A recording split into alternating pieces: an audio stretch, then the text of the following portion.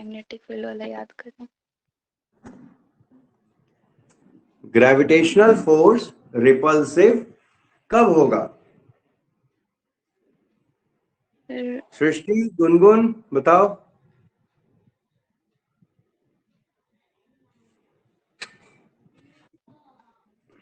अच्छा, एक और सवाल। Gravitational force Newton's third law of motion को फॉलो करता है कि नहीं करता है? Newton's third law of motion को सर? हाँ, नो हाँ। Sir. Newton's third law of motion क्या था, कौन बताएगा? सर हम बताएंगे। बोलो। Sir, every action has some opposite and equal reaction. अच्छा, अब बताओ कि gravitational force Newton's third law को फॉलो करता है कि नहीं करता है? ग्रेविटेशनल फोर्स, अच्छा, बॉडी को अट्रैक्ट करता है लेकिन बॉडी तो नहीं। सर नहीं नहीं। थर्ड लॉ को फॉलो नहीं करता है, ऐसा? हाँ अच्छा, सर न्यूटन सेकंड लॉ को ना फॉलो करता है। थर्ड लॉ की बात हो रही है, थर्ड लॉ की बात हो रही है। कौन आया चौथा बच्चा? मेधा। मेधा, हाँ सर। 9th पढ़ी थी? पढ़े थे सर। अच्छा, ग्रेविटेशनल फोर्स रिपल्सिव कब होगा नेचर में? भूल गए। रिपल्सिव। भूल गए? अच्छा, दोनों सवाल का जवाब सुन लो। ग्रेविटेशनल फोर्स हमेशा नेचर में अट्रैक्टिव होता है, वो रिपल्सिव कभी नहीं होता। ठीक, वही तो सर हम सोचे सर, रिपल्सिव तो मैग्नेटिक में होता है, रिपल्सिव ग्रेविटेशनल में कैसे आ गया? ठीक है। दूसरी बात कि ये न्यूटन्स थर्ड लॉ को फॉलो करेगा। क्यों? न्यूटन्स थर्ड लॉ के अकॉर्डिंग क्या होगा, ये ऑब्जेक्ट अगर इस ऑब्जेक्ट को अपनी तरफ अट्रैक्ट कर रही है, तब ये ऑब्जेक्ट इस ऑब्जेक्ट को अपनी तरफ अट्रैक्ट करती है, क्योंकि ग्रेविटेशनल फोर्स तो अट्रैक्टिव होता है नेचर में, है ना? तो इस पे जो फोर्स लग रहा है उसका डायरेक्शन इस तरफ, ठीक है? इस पे जो फोर्स लग रहा है उसका डायरेक्शन इस तरफ, तो दोनों का डायरेक्शन जो है वो क्या है, अपोजिट है। यस। और कंसेप्चुअली जो दोनों का मैग्नीट्यूड होता है वो भी आपस में बराबर होता है। तो न्यूटन्स का थर्ड लॉ यही बात तो कहता है कि एक पे एक्शन हुआ तो बदले में रिएक्शन भी होगा, अपोजिट डायरेक्शन में लेकिन इक्वल मैग्नीट्यूड का। ठीक है? Yes sir.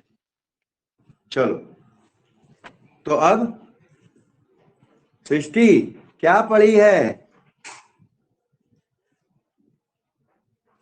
नेक्स्ट क्वेश्चन कीजिए। चुप रहो, नेक्स्ट क्वेश्चन करें। चलो, कैपिटल जी, नेक्स्ट क्वेश्चन कुछ पढ़ा देते हैं फिर करते हैं, ठीक है? सबसे पहले तो बात करते हैं ग्रेविटेशनल लॉ, ग्रेविटेशन का लॉ क्या है न्यूटन का, है ना?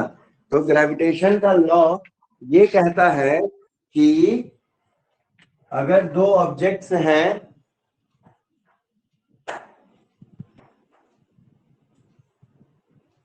m1 और m2, ये मास दिया हुआ है, अगर इनके बीच में जो डिस्टेंस है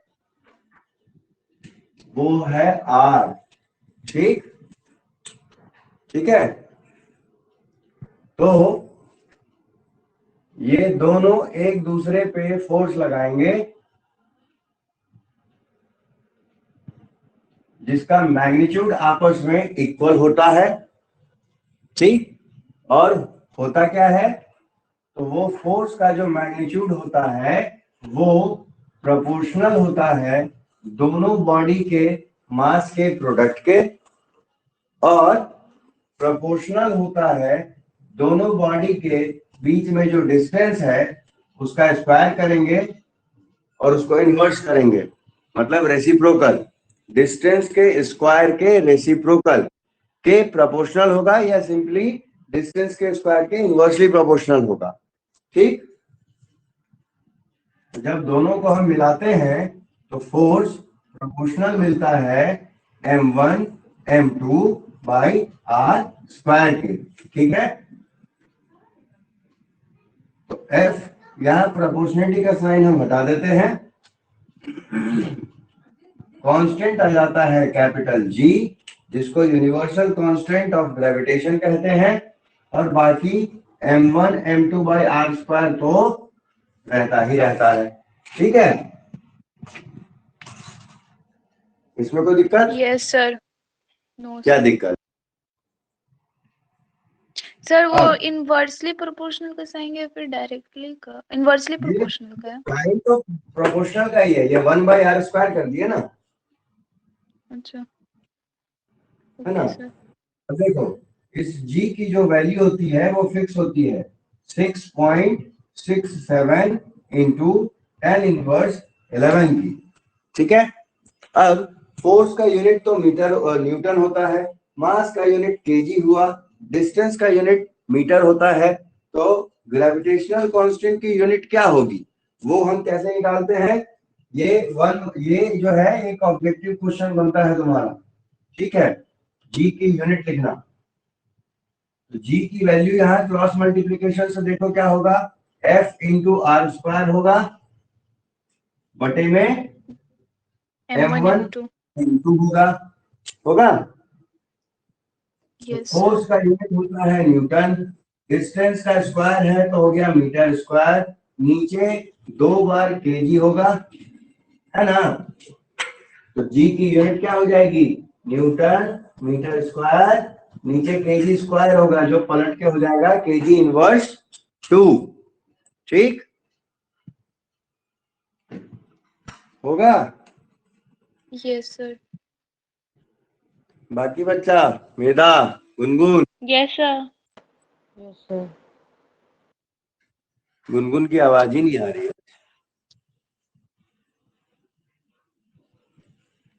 गुनगुन क्या? आ गया, मेंढक अच्छा नहीं लगा क्या आज? सबके सामने तो नहीं होगी। फूल खुल गई तुम्हारी नहीं?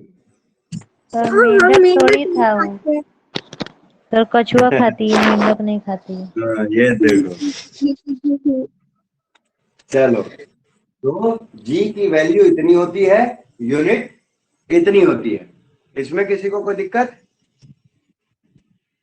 No sir. नहीं। चलो अब जो बताने जा रहा हूँ ध्यान से समझना, आधा चैप्टर इसी में निपट जाएगा अभी, एकदम पूरा क्रीम चीज बता रहा हूँ एकदम, बिल्कुल दाएं बाएं मत समझना अब इसमें। अब देखो न्यूटन का सेकंड लॉ कौन याद दिलाएगा हमको, बताओ तो जरा। न्यूटन का सेकंड लॉ किसको याद है?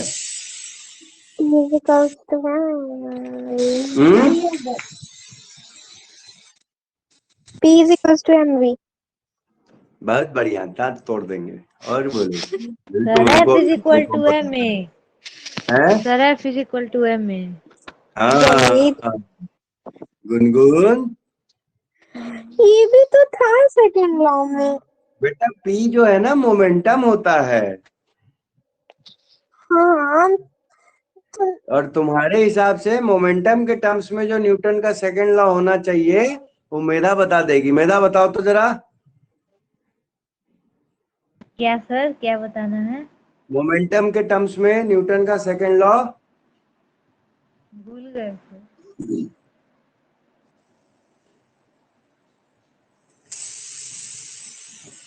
नहीं याद है? dp by dt, rate of change of momentum. याद आ गया सर। सृष्टि ऐसा याद है कुछ ऐसा? देखो हाँ नहीं सर। पलट रही है सृष्टि, जो है यूपी की मैंने परफेक्ट कहा लड़की है। मैं नहीं पलट रही है, मेरा माइक ही मेरा, तो मैं भी माइक ऑन की हूँ। मैं क्या कर रही? न्यूटन का सेकंड लॉ कहता है F equals to m a, है ना।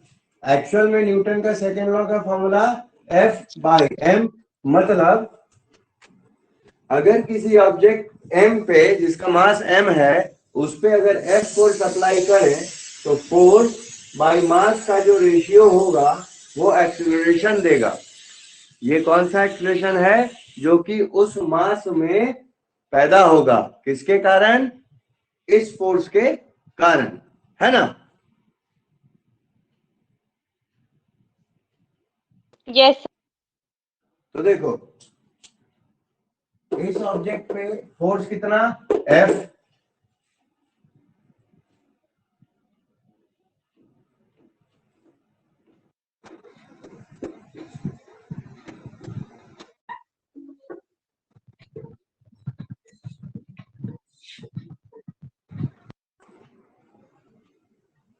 acceleration produced in m1 due to F, उसको A1 से इंडिकेट करते हैं। तो क्या करना है? फोर्स बाय मास करना है। तो फोर्स बाय मास, मास कितना है? m1 है उसका, है ना? हाँ इस फोर्स की वैल्यू कितनी है? G m1 m2 by are square. तो फोर्स की वैल्यू कितनी हो गई? G m1 m2 by are square हुई, डिवाइडेड बाई ये m1 है ना? तो देखो ये m1 इस m1 से कट जाएगा, तो हमको एक्सेलरेशन जो है कितना मिलेगा?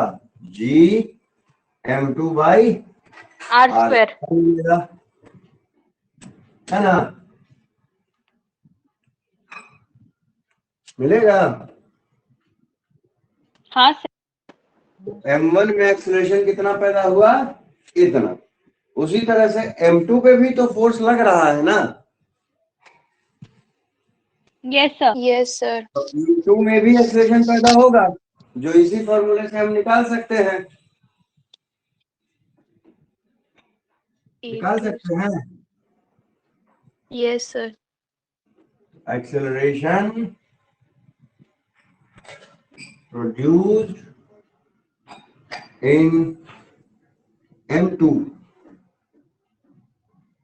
due to F, उसको हमने A2 लिख दिया। तो फोर्स ये क्या हो जाएगा? F बाई m2 होगा, force by mass. Yes sir.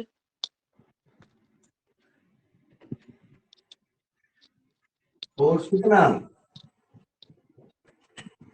G m1 m2 by are square by m2। तो अब क्या कटेगा यहाँ पे? m2 कट जाएगा, ठीक? तो यहाँ पे A2 की वैल्यू क्या मिली? G m1 by are square मिली, है ना?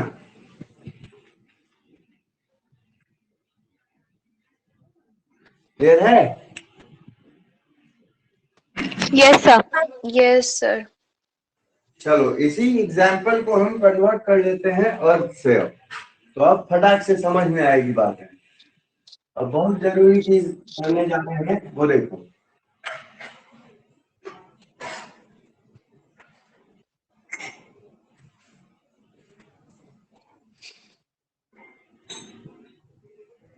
ये हो गई अर्थ, ये हो गया कोई भी दूसरा ऑब्जेक्ट जिसका मास है स्मॉल m, अर्थ का मास है कैपिटल M, ठीक? इस ऑब्जेक्ट का डिस्टेंस अर्थ के रिस्पेक्ट में हो गया r। तो अर्थ इस पे कैसा फोर्स लगाएगी? ऑब्वियसली अट्रैक्टिव फोर्स लगाएगी, है ना?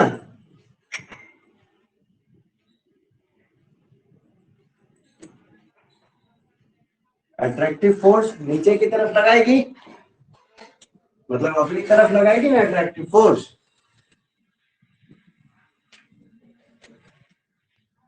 Yes sir.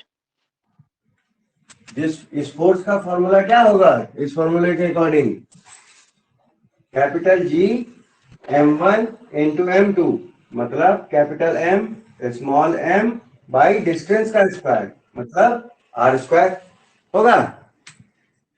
Yes sir. तो इस फोर्स की वैल्यू को अगर हम मास से इसके डिवाइड कर दें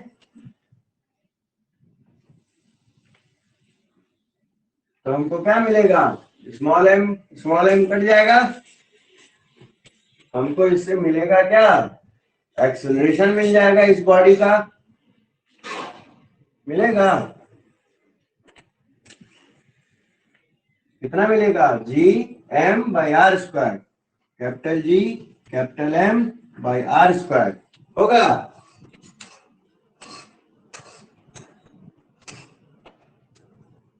यस सर। बाकी बच्चा यस सर।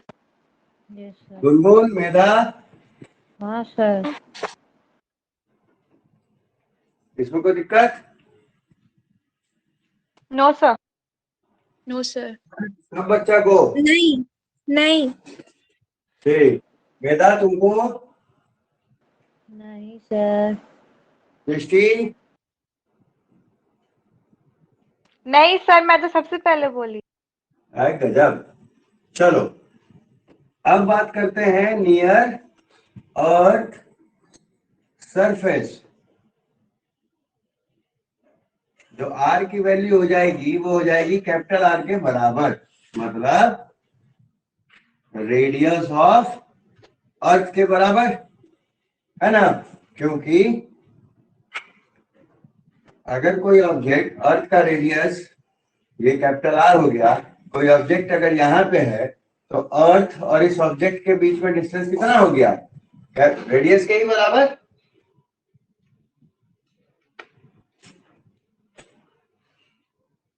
हो गया ना? हाँ क्योंकि मान लो अर्थ के ऊपर ऑब्जेक्ट सिर्फ 100 मीटर ऊपर रखा था और रेडियस होता है 6400 किलोमीटर। तो 6400 किलोमीटर में हाउ मेनी मीटर्स? 6400 और उस पे भी 3 जीरो, इतने मीटर्स। तो इतने मीटर्स में 100 मीटर्स कम हो या ज्यादा हो क्या फर्क पड़ेगा? 100 तो बहुत छोटा वैल्यू होता है इस नंबर के आगे, यस सर। है ना? तो इस डिस्टेंस को हम रेडियस के ही बराबर कंसीडर कर सकते हैं। हाँ यस सर। तो इसलिए इस केस में जो एक्सीलरेशन हो जाएगा अर्थ के कारण इस ऑब्जेक्ट में, ये ऑब्जेक्ट मतलब हम भी हो सकते हैं, बॉल हो सकता है, फुटबॉल हो सकता है ना? कोई भी ऑब्जेक्ट जो अर्थ सरफेस के नियर है। ए क्या हो जाएगा? कैपिटल जी, कहाँ गया? कैपिटल एम और आर स्क्वायर की जगह रेडियस का स्क्वायर होगा। हाँ यस सर। तो अब अगर हम इसकी वैल्यूज पुट करें, कैपिटल जी की वैल्यू, मास ऑफ अर्थ की वैल्यू और रेडियस ऑफ अर्थ की वैल्यू, तो ये वैल्यू जो है नियर अर्थ सरफेस कितनी आती है? अप्रोक्सीमेटली 9.8 मीटर पर पर second square. Second minus square. ठीक है, इसी वैल्यू को हम स्मॉल जी से इंडिकेट करते हैं। क्लियर है? यस यही सर। होता है एक्सेलरेशन ड्यू टू ग्रेविटी।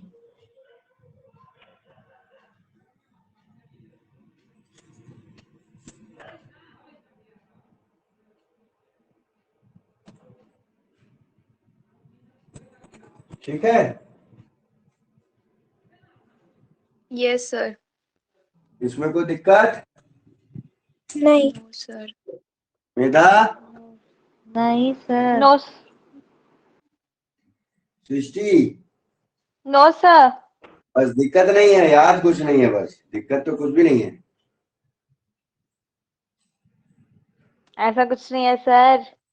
अच्छा, तुमने कितना जवाब दिया? बाकी बच्चा बताओ तो जरा। सृष्टि ने कितना जवाब दिया आज? अंडा।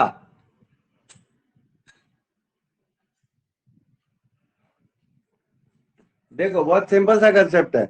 हम क्लास नहीं ले पाते हैं तो नहीं पढ़ाते हैं, कि नहीं लेने के बावजूद भी तुम्हारे बुद्धि में चला जाता है वो टॉपिक? जाता है? बोलो। नहीं। नहीं ना जाता है। मीन्स आउटपुट मैटर करता है।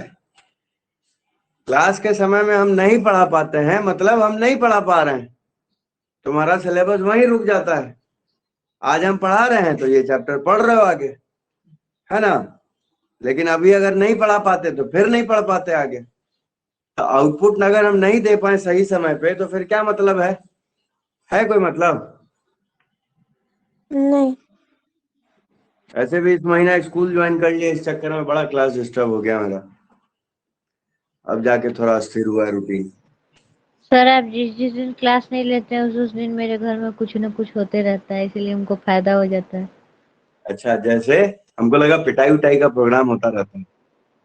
नहीं सर, जैसे कि नानी घर जाते हैं, गांव में जाते हैं, घूमते फिरते हैं, दिवाली का सफाई करते हैं। अरे गजब, मेरे यहाँ भी आ जाओ यार। हाँ सर, ठीक है, आ दिवाली जाते हैं। दिवाली की सफाई क्या क्या लगेगा? झाड़ू पोछा और क्या, फिनाइल और कुछ? सर चॉकलेट खिला दीजिएगा, हम सब कर अरे देंगे। मेरी सस्ती भाई है। देखो गुनगुन, तुमको 5 रुपए मिलता तब भी काम नहीं करती। हाँ, हमको 1000 रुपया भी मिलेगा तो भी हम काम नहीं करेंगे। हाँ, ये बात। ना सर उसको पढ़ेंगे काम ना करना काम थोड़े, करेंगे। उसको सेवा करना कहते हैं सर। गजब, सीखो। गुनगुन पढ़ेगी भी नहीं, काम भी नहीं करेगी, है ना?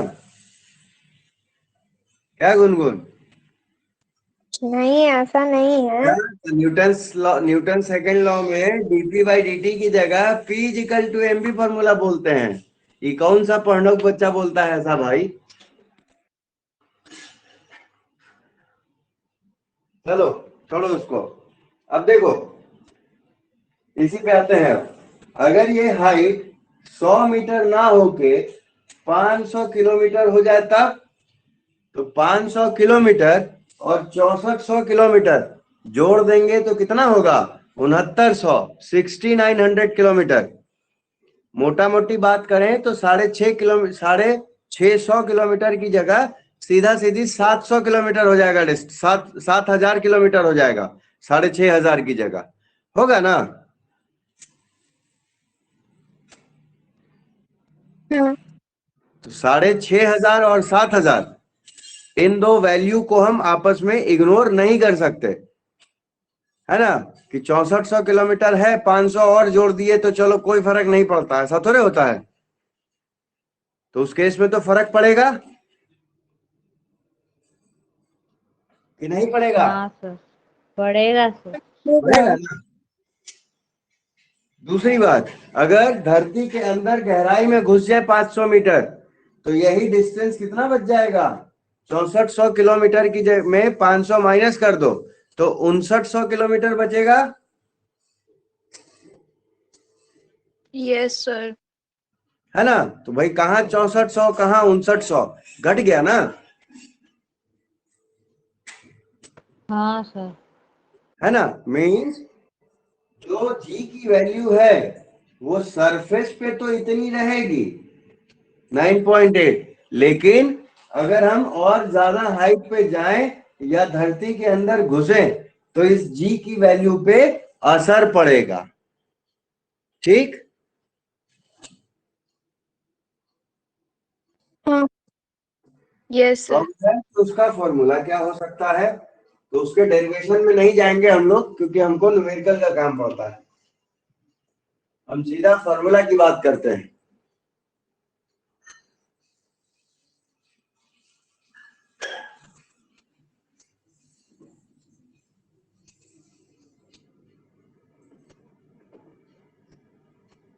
ये हो गया कैपिटल आर,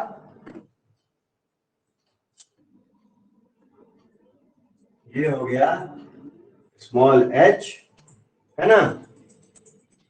तो इस जगह पे जो जी की नई वैल्यू होगी उसको हम जी डैश से इंडिकेट करेंगे। किससे करेंगे? जी डैश से। ठीक है, और उसकी वैल्यू होगी small g into 1 minus 2h by r. यहाँ स्मॉल जी का मतलब 9.8 वाला वैल्यू, 1 माइनस 2h, यहाँ h का मतलब ये वाली हाइट कि अर्थ सरफेस से कितना हाइट ऊपर है, और कैपिटल आर का मतलब रेडियस ऑफ अर्थ है। इसमें कोई दिक्कत?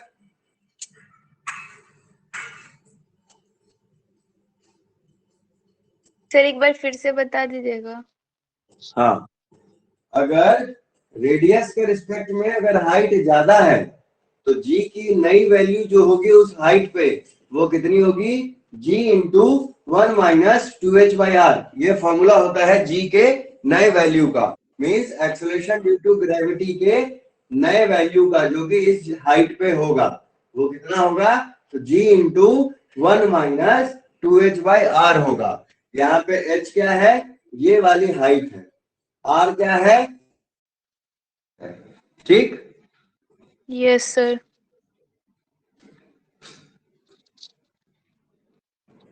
क्लियर है सबको? हाँ सर। गुनगुन, हाँ है क्लियर। माँ बस कुछ याद मत रखो, अगले मंगल को बोले लेते हो, अब पिटवाए ना आज। सुनो ना, उत्कर्ष को बोल दो तो हम क्लास ले रहे हैं, तो फोन कर रहा है 3-4 बार। अब दूसरा क्वेश्चन, अगर धरती के अंदर घुस जाए तब, तो अब अर्थ का साइज थोड़ा बढ़ा लेते हैं फोटो में क्लियरिटी होने के लिए।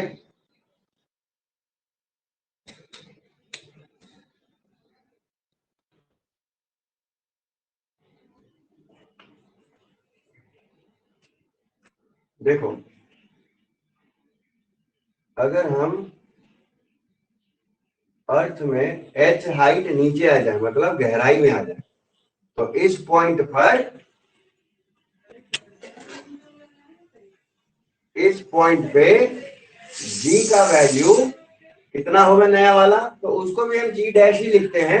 g डैश का मतलब हो जाता है कि ना तो सरफेस पे नहीं होना, या तो हाइट पे होना या डेप्थ में होना नया वाला वैल्यू।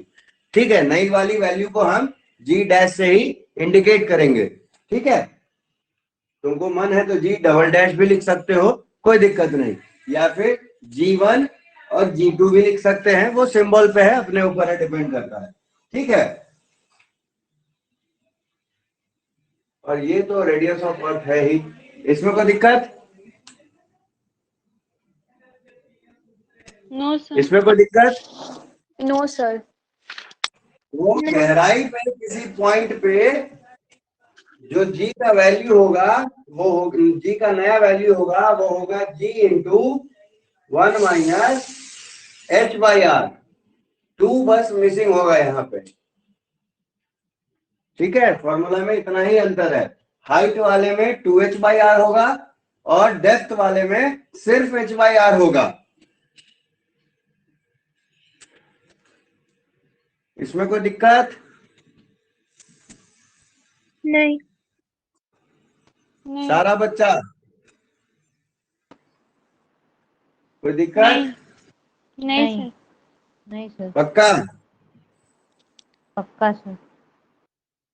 चलो अब हम एक बार कैमरा घुमाते रहे हैं, किसी को कोई तरह का डाउट है तो बताओ, इससे थोड़ा पिक्चर क्वालिटी अच्छी आएगी पीछे वाले में, बैक कैमरे से। दिख रहा सबको ठीक से?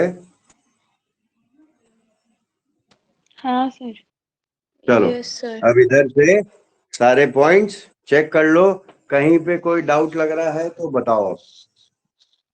सर वो कह रहे थे ना कि सर डेप्थ वाले में h/r के क्यों होगा और वो हाइट वाले में डेरिवेशन 2h/r। होता है, डेरिवेशन हम लोगों के कंसर्न से बाहर का चीज है। बुक में तुमको मिल जाएगा वो डेरिवेशन, वो पूरा डेरिवेशन से होता है।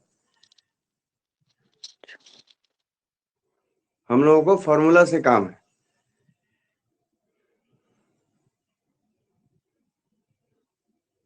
जैसे a प्लस बी का square A square plus B square plus 2ab होता है, लेकिन a माइनस बी के स्क्वायर में a square plus B square तो होता है, लेकिन माइनस 2ab हो जाता है। तो हम लोग को फॉर्मूला से मतलब है, वो कैसे डिराइव हुआ उससे नहीं मतलब।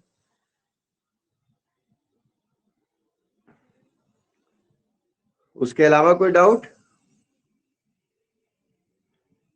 No sir. मेधा तुमको? नहीं सर। गुनगुन?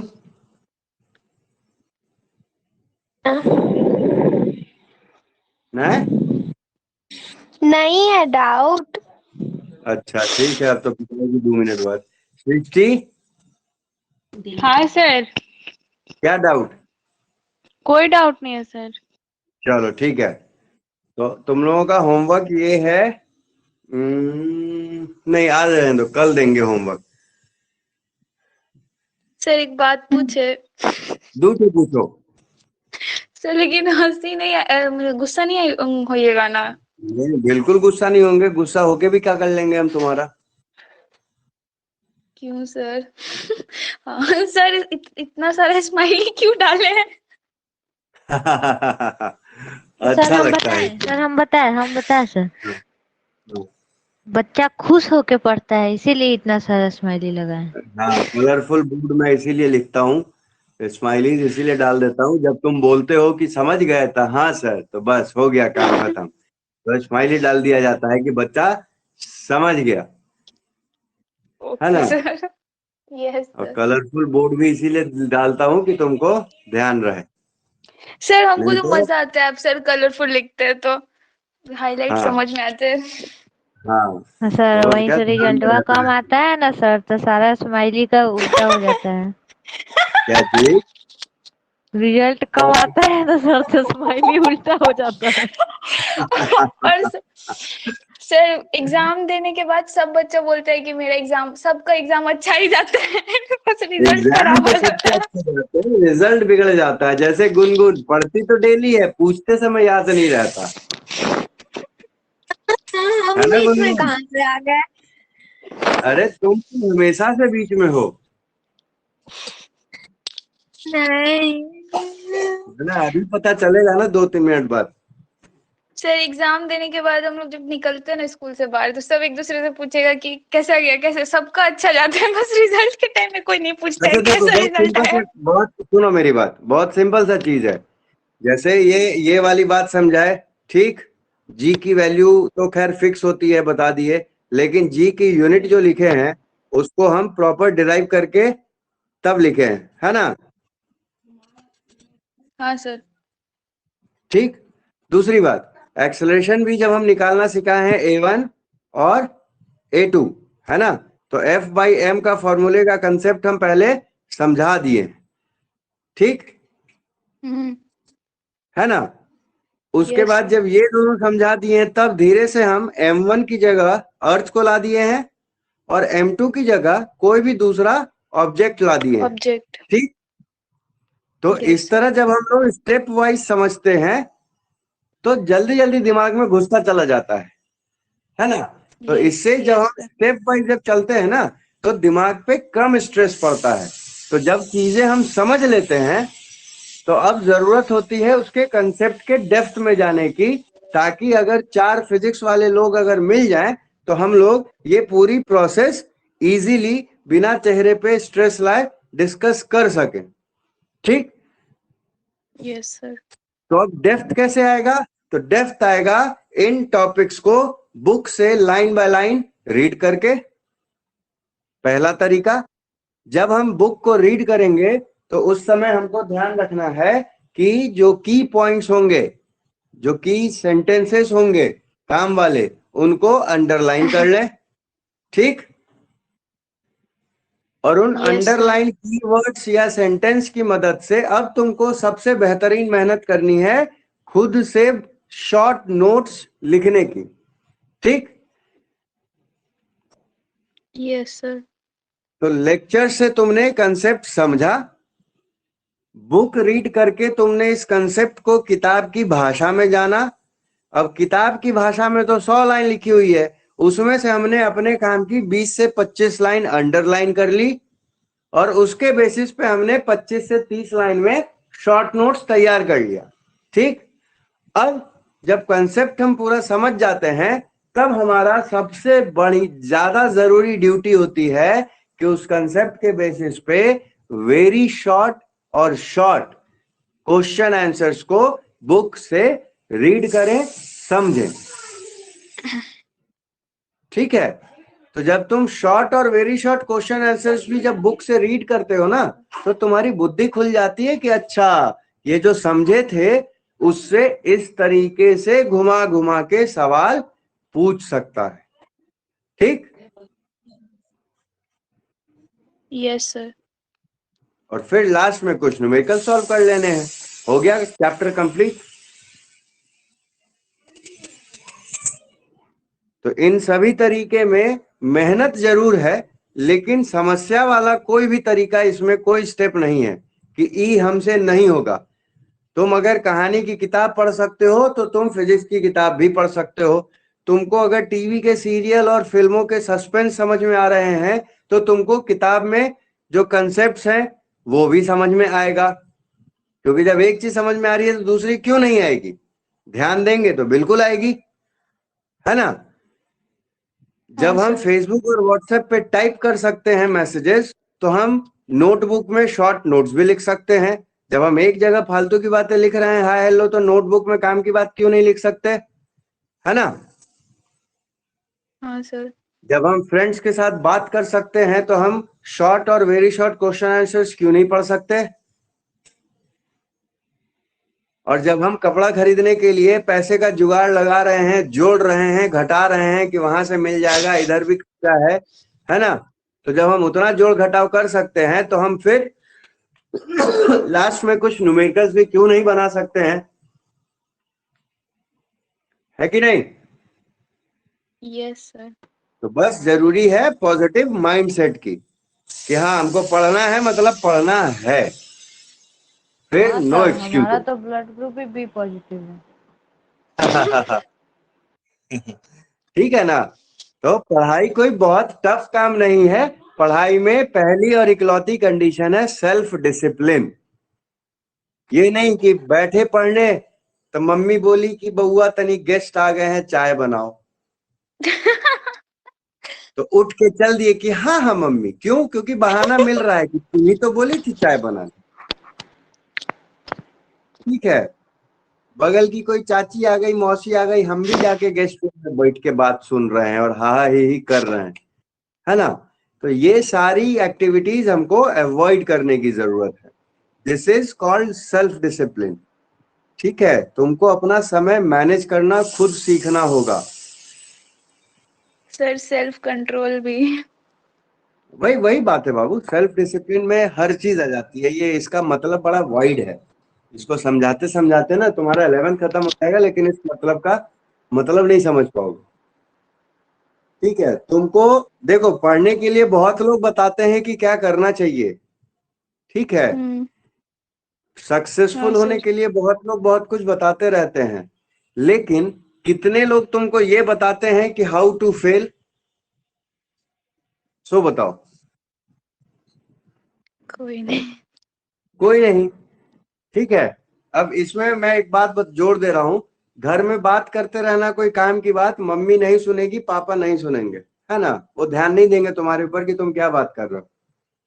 लेकिन तुम एक दफे बात करके देख लो कि अरे उससे झगड़ा हो गया, वो फोन करके हमको बार बार तंग कर रहा है या कर रही है, देखो मम्मी दूर भी बैठी होगी उनको सुनाई दे देगा। हाँ सर, एक बार हुआ था मतलब मेरे साथ। हाँ, मतलब निगेटिव चीज पे लोग ज्यादा सेंसिटिव होते हैं। तो तुम गुंडा मवाली थोड़े हो कि डेली तुम्हारा झगड़ा हो रहा है। तो तुम स्टूडेंट हो, तुम अच्छे बच्चे हो, इसलिए तुम्हारे साथ अच्छी चीज ज्यादा होती है, इसलिए घर वाले उतना ध्यान नहीं देते। लेकिन जैसे ही तुम्हारे साथ कुछ उल्टा बात होगा, तुम कुछ उल्टी बातें करोगे, उनका दिमाग खड़ा हो जाएगा, कान खड़ा हो जाएगा उस समय, अरे ये क्या बोल रही है ना। तो उसी तरह से यहाँ पे है कि फेल होने कैसे लोग होते हैं, हमको सिर्फ इस पे ध्यान दे देना है। डॉक्टर के यहाँ भी जब जाते हैं ना, तो डॉक्टर कभी ये नहीं बताता कि ये खाना, ये खाना, ये खाना, ये खाना। डॉक्टर सीधा बताता है कि ये 2-4 चीज नहीं खाना है, क्योंकि नहीं पे दिमाग तुरंत एक्टिव हो जाता है, नहीं सुनते ही। समझे? हाँ सर। तो कैसे पढ़े इस पे ध्यान कम देना है, क्या क्या नहीं करे जिससे फेल हो सकते हैं उस पे ध्यान दो। जैसे दोस्तों के साथ कम घूमना हो, फेसबुक व्हाट्सएप कम चलाना हो, मम्मी के साथ गपशप में कम इन्वॉल्व होना हो, है ना, इधर उधर में जो है सो कम इन्वॉल्व होना है। तो नहीं नहीं नहीं सोचोगे ना, तो अपने आप तुमको सारे अच्छे काम ध्यान आ जाएंगे कि हाँ इतना ही करना है। नहीं के लिए दिमाग ज्यादा एक्टिव रहता है। तो समझ सर गए? नहीं सोचना है कि पॉजिटिव सोचना है? अरे बिल्कुल पॉजिटिव सोचना है। जो नहीं करना है वो जो तुम सोचोगे, मतलब पॉजिटिव ही सोचना ना, कि दोस्त के साथ नहीं घूमने जाना है। तो सर नहीं है वाला कि- तो पॉजिटिव थोड़े होता है, तो नेगेटिव ना होता है सर। कैसे पॉजिटिव नहीं है? अभी गुनगुन बोले कि अभी मेरे यहाँ आ जाओ, तो नहीं हुआ ना कि नहीं जाना है। सर हम मम्मी को इसे ही कहते हैं कि नहीं होमवर्क बनाना है, पीट देती है। तो गलत जगह नहीं सुन लिया ना तुमने, तुमने अच्छी चीज पे नहीं बोल दिया, तो पीटेगी नहीं। तो शुक्र है तुम्हारे बाल छोटे हो गए हैं, आवाज छोटा करवा लिए हैं सर। मेरे जैसे। हाँ सर। समझ गए? इसलिए पढ़ाई बहुत आसान काम है, सिर्फ बुक पढ़ो। बुक से अच्छा कोई टीचर नहीं है, हम भी नहीं है। ठीक है, बुक सबसे अच्छा चीज है टीचर के नाते। बुक जो तुमको सिखाएगा वो दुनिया में कोई नहीं सिखा सकता। समझ गए? और तुमको जज सिर्फ तुम ही कर सकते हो। इसलिए इन सब चीजों पे ध्यान दो और सिंसेरिटी से पढ़ाई करो। समझ गए? हाँ सर। तुम लोग को भी जब कुछ पूछते हैं तो कुछ बताते नहीं हो, तो टीचर का भी अट्रैक्शन तुम्हारे लिए घटता है। टीचर भी सोचता है कि अरे यार पढ़ता तो कोई है नहीं, क्यों माथा खराब करें, चलो छुट्टी कर दो। ठीक है। लेकिन जब जैसे सृष्टि है, सृष्टि को पढ़ाने के लिए जितना वो पढ़ने के लिए परेशान नहीं होती ना, उससे ज्यादा हम इससे परेशान रहते हैं, क्योंकि ये हमेशा टोकती है, हमेशा एक्टिव है कि सर आज क्लास लीजिएगा, आज क्लास लीजिएगा, आज क्लास लीजिएगा। तो इधर तो खैर अनफॉर्चुनेट है कि मेरा शेड्यूल बहुत बिगड़ गया है, इसीलिए सृष्टि तुमसे फीस भी नहीं मांगे हैं अभी, क्योंकि क्लास ही नहीं दे पा रहे हैं तुमको। तो हमको भी बड़ा नुकसान हो रहा है ना। तो तुम एक्टिव रहती हो तो हम भी थोड़ा सा एक्टिव रहते हैं कि नहीं नहीं पढ़ाना है। तो अगर तुम्हारा अगर 10 क्लास हो रहा होता है, तो उसकी जगह 12 या 13 क्लास हो जाता है, क्योंकि तुम एक्टिव रहती हो। पढ़ाने के लिए हमको भी सोचना पड़ता है। बाकी ये सारे बच्चे न्यूट्रल रहते हैं। कशिश तो ऐसे भी नहीं बोलती, जबरदस्ती बोलती है बेचारी, है ना। कशिश का तो बिल्कुल गर्दन पे चढ़ के पूछो तब जाके धीरे से बोलेगी। सर तो हम लोग इसीलिए चैट पे नहीं लिखते हैं ना कि आपका मेमोरी फुल हो जाएगा सर। नहीं नहीं हम तो चलो, आज जितना चीज बताए हैं, न्यूटन्स लॉ ऑफ ग्रेविटेशन, ठीक, ग्रेविटेशनल फोर्स का जो कैरेक्टरिस्टिक्स होता है, ठीक है, एक्सेलरेशन ड्यू टू ग्रेविटी कैसे कैलकुलेट करेंगे, और एक्सेलरेशन ड्यू टू ग्रेविटी पे क्या असर होगा हाइट का और डेप्थ का। ठीक, यस इन सर। सभी चीजों को बुक से पढ़ो। कल शाम में फिर मिलते हैं, ठीक है। सर कल कितने बजे पढ़ाइएगा? कल सेम 8 बजे ही, है ना। कल कहीं नहीं जाना सर है। अब सर अब हम भी एक्टिव रहेंगे। बहुत नहीं देखो, मेरे बुराई हो पीछे रहा है तुम मेरा। भी पड़े रहोगे ना, तो हमको भी मजबूरी है कि नहीं नहीं समय पे पढ़ाना है। अगर तुम लोग भी जो है वो सोए रहते हो तो हम भी अंठिया देते हैं, तो उससे नुकसान किसको हो रहा है? सर दोनों लोग का। हाँ वो तो खैर मेरा नुकसान दोनों उतना लोग मायने का। नहीं रखता।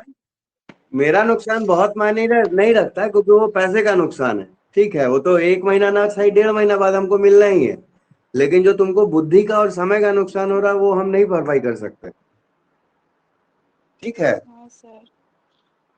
तो इसीलिए सर तुमको ज्यादा एक्टिव रहने की जरूरत है। बेटा बोर्ड नहीं, अरे गिर जाएगा। हाँ सर बोलो। सर सर हाँ और सब तो ठीक है, पीछे सर इतना सारा अवार्ड रखे हुए हैं, एक दो को देने दीजिए सर, सजाने के काम आ जाएगा सर। और दो है। हाँ ये सर, दे दीजिए, पार्सल कर दीजिए, हम भी यही बोलने वाले थे। सर सर वो एक तो सर ब्रॉन्ज वाला है वो दे दीजिएगा, और एक इधर सर पीला वाला है ना वो दे दीजिएगा, वो सुंदर लग रहा है सर। ऊ दे दीजिएगा सर, वो मत दीजिएगा, ऊ दे दीजिएगा। सर बिहारी भाषा है ये, ऊ दे दीजिएगा सर, ऊ। सृष्टि भी सर यूपी की है, भूल गई है लगता है बोलना। नहीं, सृष्टि को तो पहुंच जाएगा, दिक्कत नहीं है, उसको होम डिलीवरी हो जाएगी।